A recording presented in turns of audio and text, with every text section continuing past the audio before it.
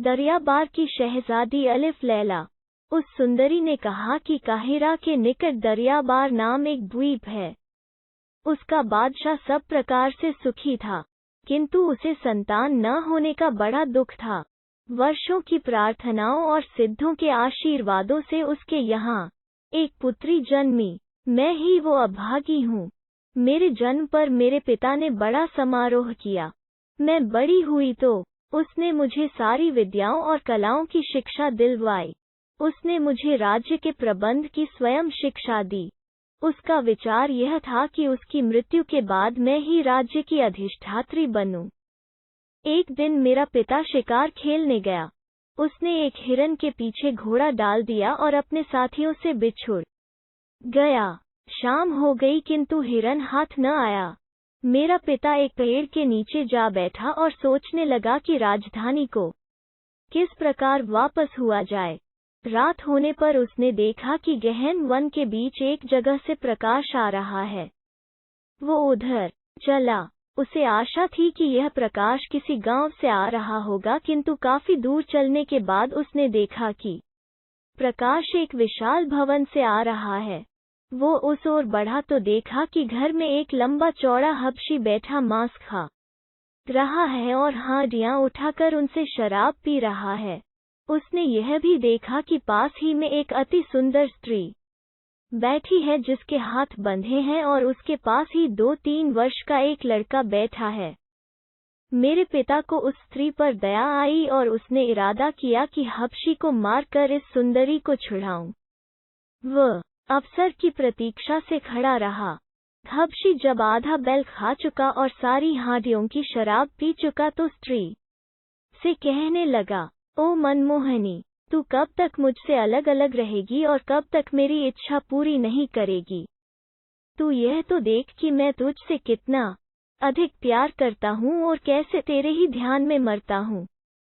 तुझे भी चाहिए कि मुझसे इसी तरह प्रेम करे। स्त्री ने कहा, दुष्ट जंगली, क्या बकवास लगा रखी है। मैं और तुमसे प्रेम करूंगी। पहले अपनी सूरत तो आईने में देख। तू मुझे बराबर दुख दे रहा है। तू चाहे इससे भी अधिक दुख मुझे दे, बल्कि मेरी जान भी ले ले, तो भी मैं तेरी ओर मुंह करके थूकूंगी भी नहीं। हबशी यह सुनकर क्रोध से पागल हो गया। उसने उठकर बाएं हाथ से स्त्री को पकड़ा और दाहिने से तलवार निकालकर उसका सिर काटने को उद्यत हुआ। इतने ही में मेरे पिता का छोड़ा हुआ तीर उसकी छाती में घुस गया और वो मरकर गिर पड़ा।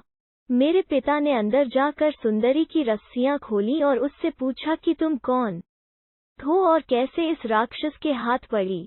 उसने कहा, यहाँ से कुछ ही दूर सरासिंग नामी एक कबीला रहता है। उसके निवासी अर्धसभ्य हैं। वहाँ का बादशाह मेरा पति है। यह दुष्ट हबशी जिसे अभी तुमने मारा है मेरे पति का दरबारी था। यह मुझ पर बहुत दिनों से मुगध था। यह बराबर मुझे भगाने की ताक में रहता था। एक दिन मेरे पति को असावधान देखकर यह मुझे और मेरे इस बच्चे को ले भागा। यहाँ लाकर उसने मुझे बांध रखा और रोजाना चाहता था कि मेरे साथ संभोग करे। अभी तक भगवान ने कुछ ऐसी कृपा की कि यह मुझ पर हाथ न डाल सका। आज यह तुम्हारे हाथों मारा गया। मेरे पिता ने कहा, फिक्र न करो, मैं दरियाबार का बादशाह हूँ। मैं तुम्हें अपने महल में ले जाऊंगा। तुम जितने दिन चाहना वहीं रहना। सुंदरी ने यह मान लिया। दूसरे दिन मेरा पिता उसे और उसके बालक को लिए हुए चला। कुछ देर में मेरे पिता के छूटे हुए साथी भी मिल गए। उन सभी को इस गहन वन में ऐसी सुंदरी को देखकर आश्चर्य हुआ। साथ ही वे बादशाह को देखकर खुश भी हुए। बादशाह ने विस्तार पूर्वक उन्हें बताया कि किस तरह यह युवती हबशी के पंजे से छुड़ाई गई। बादशाह के साथियों में से एक ने स्त्री और दूसरे ने उसके लड़के को अपने पीछे घोड़े पर बिठा लिया और कुछ दिनों में पूरा काफिला राजमहल में जा पहुंचा। मेरे पिता ने एक बड़ा और सुंदर महल उस स्त्री को दे दिया। उसने उसके पुत्र की शिक्षा का भी प्रबंध कर दिया। 1 वर्ष तक उस स्त्री ने अपने पति की राह देखी, किंतु उसका कुछ भी समाचार न मिला तो उससे निराश हो गई और मेरे पिता को रिझाने लगी। वो उससे पहले ही आकृष्ट था, इसलिए दोनों का विवाह हो गया। वो बच्चा भी कुछ वर्षों में सजीला जवान हो गया। वो सारी विद्याओं और राज्य संचालन आदि में भी प्रवीण हो गया। मेरे पिता और दरबार के सारे लोग उसे बहुत पसंद करने लगे। सबकी राय हुई कि उस जवान के साथ मेरा विवाह कर दिया जाए और मेरे पिता के बाद राजगद्दी उसी को मिले। मेरे पिता भी इससे सहमत हो गए और वो नौजवान अपने भविष्य की कल्पना में मग्न रहने लगा। किंतु मेरे पिता ने शादी की एक शर्त यह रखी कि वो फिर किसी अन्य स्त्री से विवाह नहीं करेगा। मुसलमानों में 4 विवाह तक जायज हैं, इसलिए यह शर्त उसे अपमानजनक लगी और उसने यह शर्त अस्वीकार कर दी। चुनांचे विवाह न हुआ। वो इस बात से बहुत नाराज हुआ और बदला लेने के लिए षड्यंत्र करने लगा। एक दिन अवसर पाकर उसने मेरे पिता को मार डाला और मेरी हत्या के इरादे से मेरे महल में आया।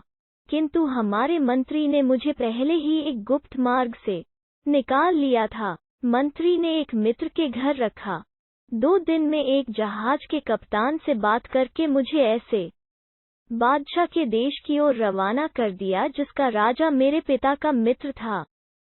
जहाज चला तो सब ठीक ठाक था किंतु कुछ दिनों बाद ऐसा तूफान आया जिसे देखकर कप्तान और नाविक तक गश खा कर गिर पड़े। कुछ ही देर में जहाज के टुकड़े टुकड़े हो गए और उसमें के सब लोग डूब गए।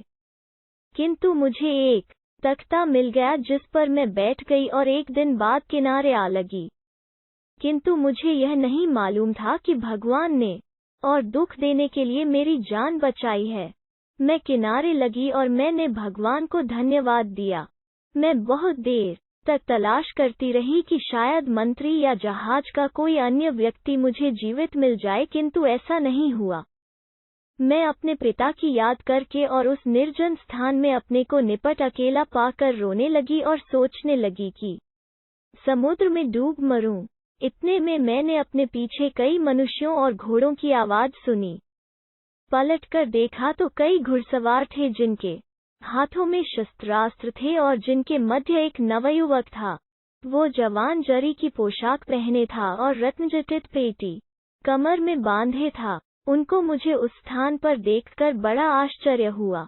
उनके नायक नवयुवक ने, जो वास्तव में एक शहजादा था, मेरे पास यह जानने के लिए भेजा कि मैं कौन हूँ और वहाँ कैसे पहुँची।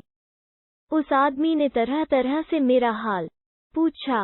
मुझे और भी भय लगा कि यह लोग न जाने कौन हैं और जाने मेरी क्या दशा करें।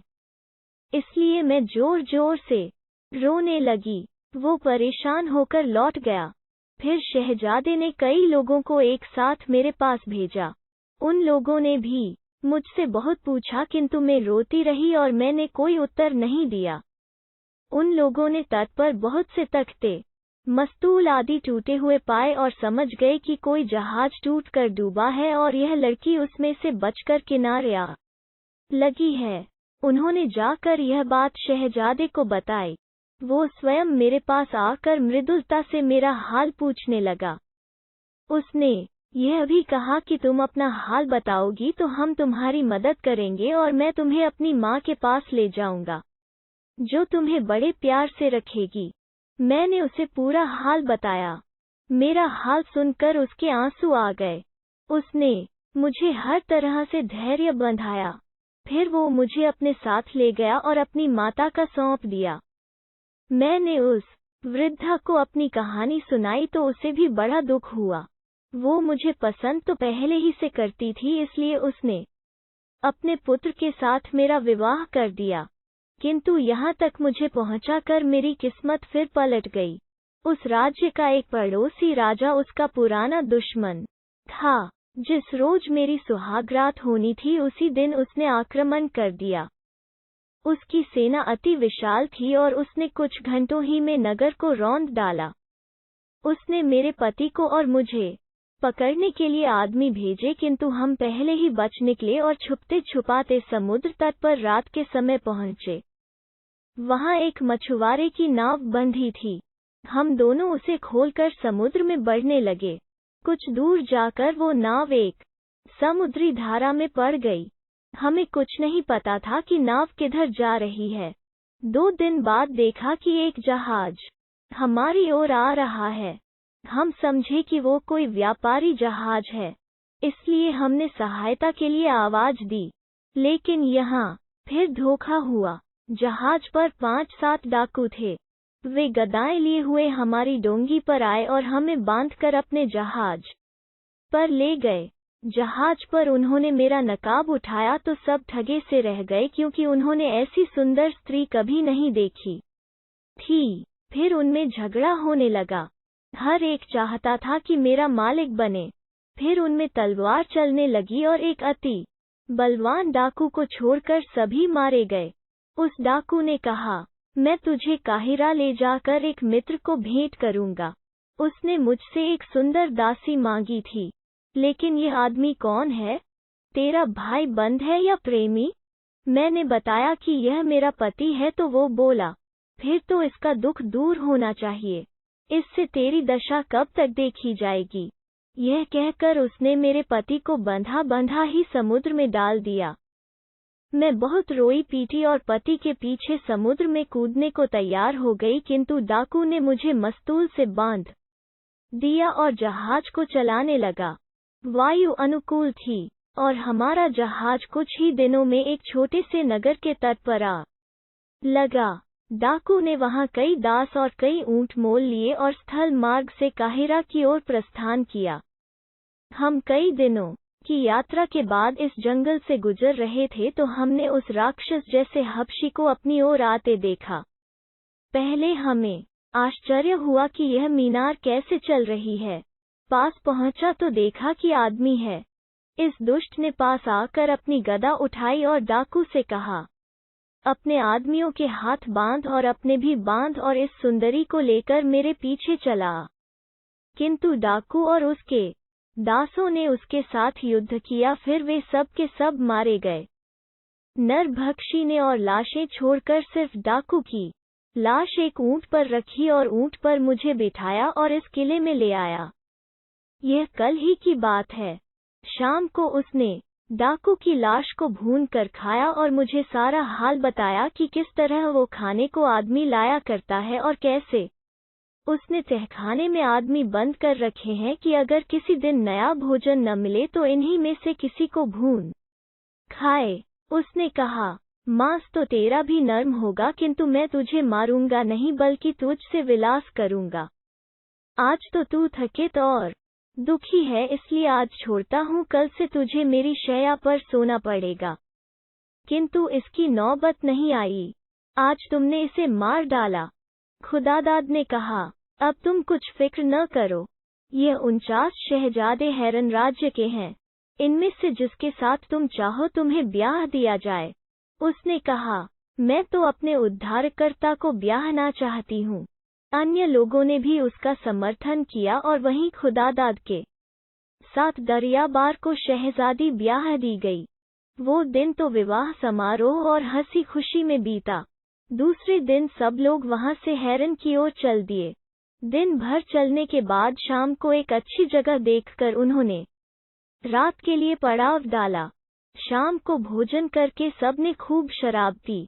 इसी उल्लास में खुदादाद सब लोगों के सामने अपनी पत्नी से बोला, अभी तक मैंने सभी से अपनी वास्तविकता छुपाई थी। अब मैं अपना सच्चा हाल कहता हूँ। मैं भी इन 49 शहजादों का भाई यानी हैरन के बादशाह का पुत्र हूँ। मुझे मेरे चचेरे भाई शहजादा सुमेर ने पाला पोसा है। मेरी माँ का नाम प्रीरोज है। अब तुम्हें इस बात से भी संतोष होना चाहिए कि तुमने साधारण व्यक्ति से नहीं, एक शहजादे से विवाह किया है। दरियाबार की शहजादी ने कहा, तुमने अपने को छुपाया जरूर, किंतु मुझे तुम्हारी चाल ढाल और व्यवहार से अंदाजा हो गया था कि तुम अवश्य ही राजकुमार होंगे। साधारण आदमी में वे बातें बिल्कुल नहीं होती जो तुम में हैं। खुदादाद के सौतेले भाई यह सुनकर प्रकृततः तो बड़े प्रसन्न हुए, किंतु उनके दिलों में बैर की आग सुलगने लगी। वे चुपके चुपके आपस में परामर्श करने लगे। वे इस बात को भूल गए कि एक दिन पहले ही खुदादाद ने उन्हें मौत के मुंह से बचाया था। उनमें से एक ने कहा, इसे विदेशी समझकर तो हमारे पिता ने इसे हमारा अभिभावक बना दिया है। जब उसे मालूम होगा कि यह उसका पुत्र है तो स्पष्टतः इसे सारा राजपाट सौंप देगा और हम कहीं के नहीं रहेंगे। इसलिए अच्छा है कि हम इसे यहीं खत्म कर दें। इस पर सारे शहजादे एकमत हो गए। उन्होंने रात गए खुदादाद के खेमे में घुसकर उस पर गदाओं की चोटें की और जब वो निश्चेष्ट हो गया तो स्वयं सारे ऊंट और सामान लेकर रात ही रात हैरन की ओर रवाना हो गए। हैरन पहुंचकर उन्होंने अपने पिता की चिंता यह कहकर दूर कर दी कि हम लोग बहुत दिन तक शिकार खेलते रहे। उन्होंने हबशी के हाथों अपनी गिरफ्तारी और खुदादाद द्वारा मुक्ति की बात बिल्कुल छुपा ली।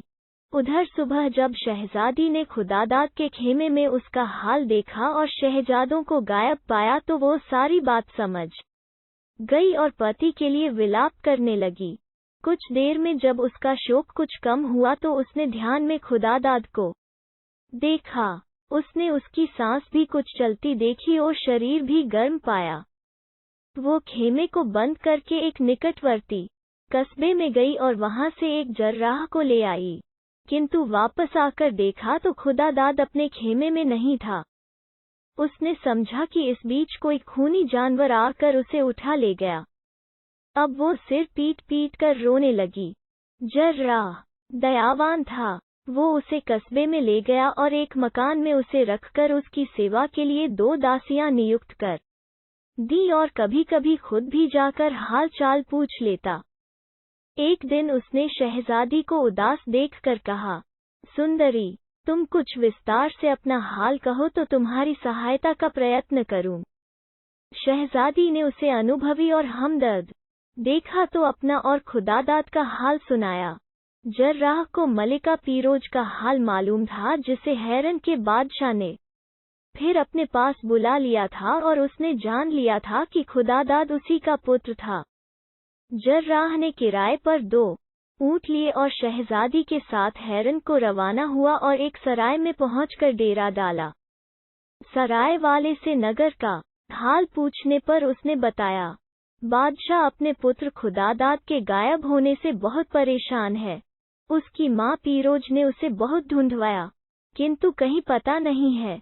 उसकी याद करके उसके माँ बाप और सरदार सामंत सभी दुखी रहते थे। यूं तो बादशाह के और भी 49 बेटे हैं किंतु खुदादाद को कोई नहीं पहुंचता। वास्तव में खेद की बात है कि ऐसा शहजादा लापता हो जाए। जर्राह ने दरियाबार की शहजादी को यह बताया तो बादशाह के पास जाकर उसे पूरा हाल बताने के लिए तैयार हो गई। जर्राह ने कहा, यह ठीक नहीं है, इसमें खतरा है। 49 शहजादों में से किसी को भी तुम्हारे बारे में मालूम हुआ तो तुम्हारे बादशाह के पास पहुंचने के पहले ही वे तुम्हें मरवा देंगे। अच्छा यह होगा कि वो स्वयं खुदादाद की माँ के पास किसी तरह पहुंचूं और जब उसे पूरा हाल बता दूं तो तुम्हें बुलाऊं। तब तक के लिए तुम यहीं सराय में ठहरो। शहजादी ने यह मान लिया। जर्राह शहर में गया तो एक बड़े रास्ते में देखा कि एक भव्य महिला एक ऊंट पर सवार आ रही है। उस ऊंट का साज सामान बहुत ही मूल्यवान था और उस ऊंट के पीछे बहुत से गुलाम चल रहे थे। पुरवासी भी ऊंट को देखकर विनयपूर्वक सड़के के किनारे खड़े हो जाते और उसका अभिवादन करते थे। जर्राह ने भी एक किनारे खड़े होकर उसका अभिवादन किया। फिर उसने एक आदमी से पूछा कि यह कौन है। उसने बताया कि यह खुदादाद की माँ मलिका पीरोज है। यह सुनकर जर्राह उसकी सवारी के पीछे लग गया। उस महिला ने एक मस्जिद में जाकर नमाज पढ़ी और निर्धनों तथा भिखारियों को खूब दान दिया। बादशाह ने उससे कहा था कि तुम खुदादाद की वापसी का आशीर्वाद पाने के लिए भिखारियों को खूब दान दिया करो। जर्राह भीड़ में घुस गया और उसने एक दास से कहा कि मैं मलिका से बात करना चाहता हूँ। उसने कहा, भाई, इस समय तो उसे रात दिन खुदादाद की ही चिंता है। वो इस विषय के अलावा किसी से कोई बात नहीं करती। जर्राह ने दास के कान में कहा, मुझे इसी बारे में उससे बात करनी है। दास ने कहा, अच्छी बात है, लेकिन रास्ते में तो बात हो नहीं सकती। तुम हमारे साथ महल तक चलो, फिर मैं बात करवाने की कोशिश करूंगा। महल पहुंचकर दास ने मलिका पीरोज से कहा कि एक परदेशी आपसे बात करना चाहता है और कहता है कि आप ही के लाभ की बात है। मलिका ने जर्राह को अपने सामने बुलाया और कृपापूर्वक पूछा कि क्या बात है। जर्राह ने धरती चूमकर कहा कि मैं एक लंबी कहानी कहना चाहता हूँ। यह कहकर उसने हबशी से शहजादों और दरियाबार की शहजादी की रिहाई और फिर उसके घायल और लापता होने का हाल कहा। पीरोज यह सुनकर बेहोश हो गई। दासियां गुलाब और केवड़े का पानी छिड़क कर उसे होश में लाईं। फिर उसने जर्राह से कहा कि तुम सराय जाकर बहू शहजादी को मेरा और बादशाह का आशीर्वाद दो। यह कहकर उसने जर्राह को विदा किया और खुद खुदादाद को याद करके रोने लगी। कुछ देर में बादशाह वहां आया और मलिका से उसके रोने का कारण पूछा। पीरोज ने जो कुछ उस जर्राह से सुना था वो विस्तार से कह सुनाया। शहजादों की कमींगी सुनकर बादशाह को आग लग गई। वो कुछ कहे सुने बगैर दरबार में आया। उसका लाल चेहरा देखकर सारा दरबार थर्रा उठा। बादशाह ने मंत्री को आदेश दिया कि 1000 सिपाही ले जाकर 49 शहजादों को पकड़ो और रस्सियों में बांधकर खूनी कैदियों के बीच डाल दो। मंत्री ने कुछ ही देर में इस आदेश का पालन किया और आकर बादशाह को यह सूचना दे दी। बादशाह ने ऐलान किया कि 1 महीने तक दरबार नहीं होगा। फिर वो मंत्री के साथ मलिका पीरोज के महल में आया। कुछ देर के सलाह मशवरे के बाद उसने मंत्री को आदेश दिया कि अमुक सराय में जाकर दरियाबार की शहजादी और जर्राह को आदरपूर्वक यहाँ ले आओ। मंत्री एक सजा सजाया ऊंट और एक उम्दा घोड़ा लेकर सराय को गया और ऊंट पर शहजादी और घोड़े पर जर्राह को सवार करा के चला। मार्ग में यह सवारी बड़ी शान से निकली और सभी को मालूम हो गया कि शहजादा खुदादाद की पत्नी दरियाबार की शहजादी है। सब लोग खुश हुए। उन्हें आशा बंधी कि अब शहजादे का भी पता चल जाएगा। सवारी जब महल के द्वार पहुंची तो बादशाह खुद अगवानी के लिए आया। शहजादी ने सवारी से उतरकर बादशाह और मलिका के पांव चूमे। फिर तीनों गले मिलकर खुदादाद की याद में देर तक रोते रहे। जब उन लोगों की तबीयत कुछ संभाली तो दरियाबार की शहजादी ने कहा कि मुझे आशा है कि जिन लोगों ने मेरे निर्दोष पति की इतनी निर्दयता से हत्या की है उनसे इसका बदला लिया जाएगा। बादशाह ने कहा, तुम भरोसा रखो, यद्यपि वे मेरे पुत्र हैं तथापि मैं उन्हें जीता न छोड़ूंगा। उसके बाद वो कहने लगा, अपने बेटे खुदादाद का शव नहीं मिला है, फिर भी मैं चाहता हूँ कि उसकी याद बनाए रखने के लिए एक मकबरा बनवाऊं। इसके बाद उसने मंत्री को आदेश दिया। मंत्री ने नगर के बीच में एक जगह लेकर उसमें सफेद संगमरमर का एक विशाल और सुंदर मकबरा कुशल कारीगरों से बनवा दिया।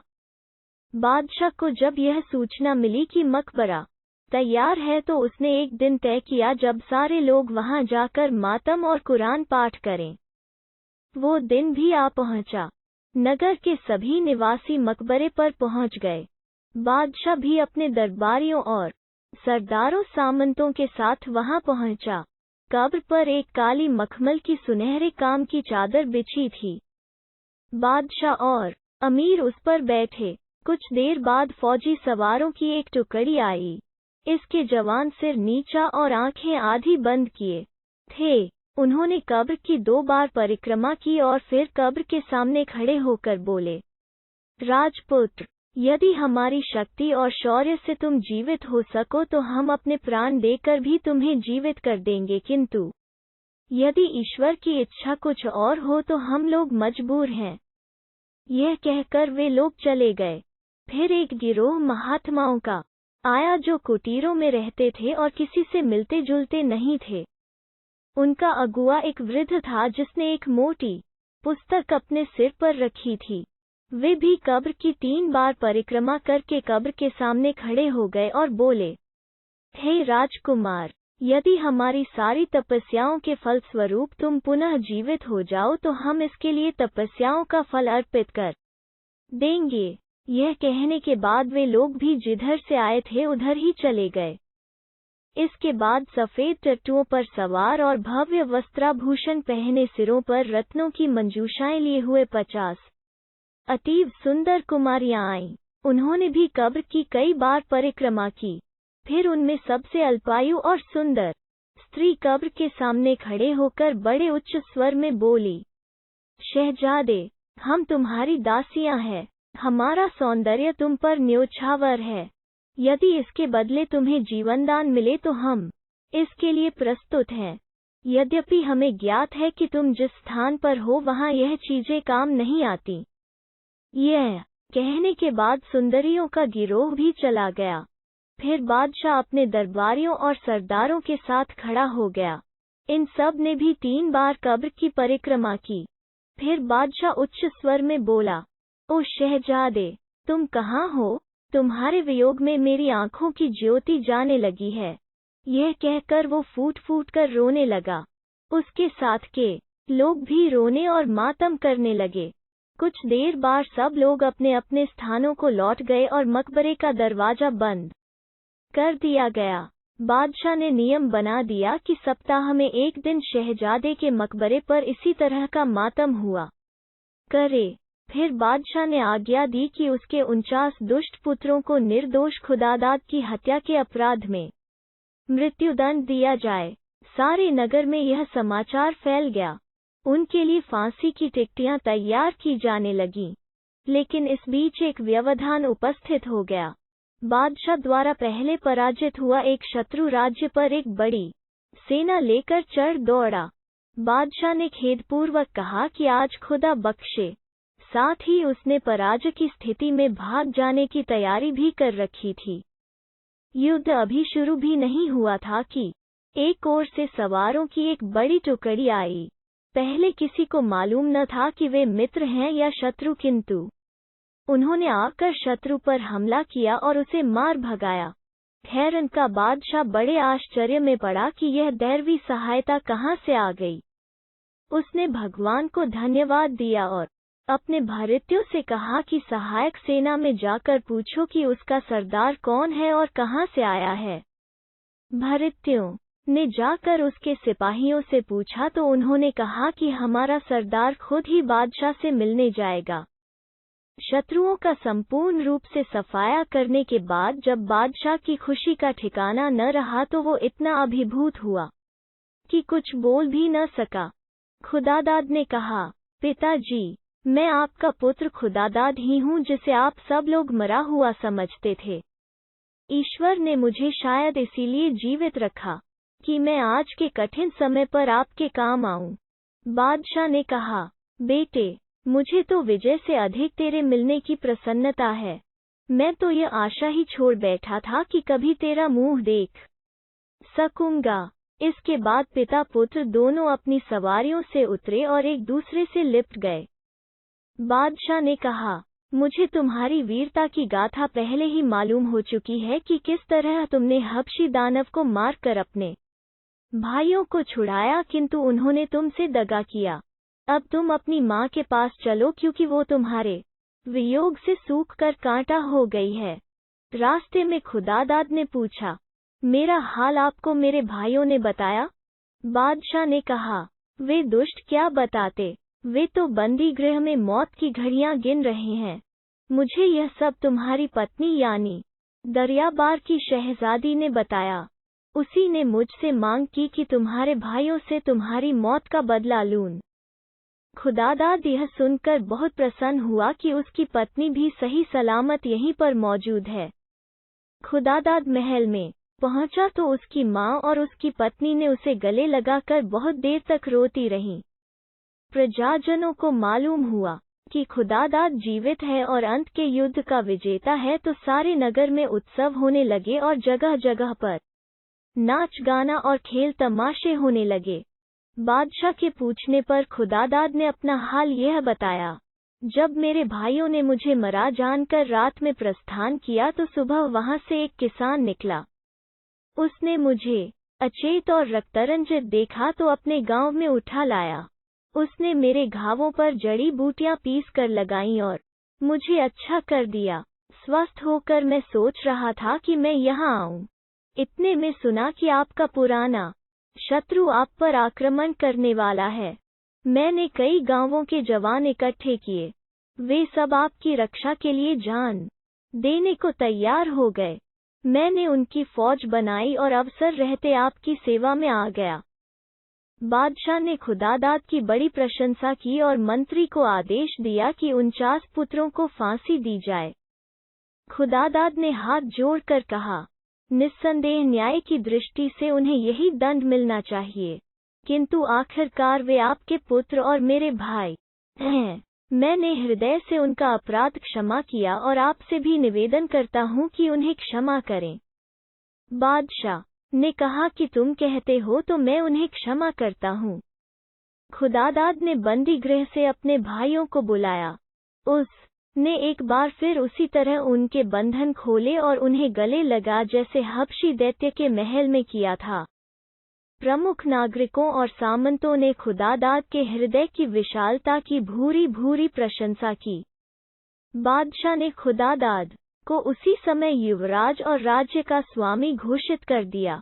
उसने जर्राह और खुदादाद के सहायक किसान को अपार धन संपदा देकर विदा किया और खुदादाद के सैनिकों को भी इनाम दिया।